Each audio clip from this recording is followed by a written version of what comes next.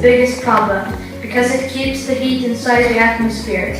And when the heat is stuck in the atmosphere, the Earth gets a lot warmer. Still, some heat can escape.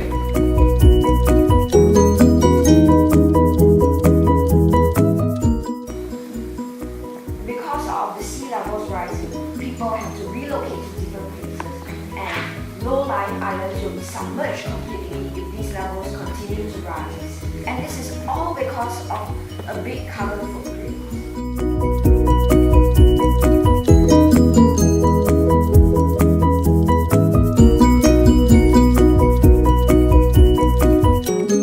Meat factories everywhere in the world produce more CO2 and carbon dioxide than cars, planes, trains, and ships combined. This gas goes into the atmosphere and traps heat and holds it there. So the more CO2 in the atmosphere, the warmer the Earth gets.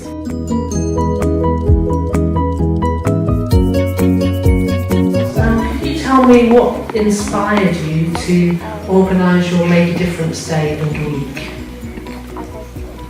Well, this all started because our final project was to do an action that, in our previous unit, to show an action that helps our Earth, basically.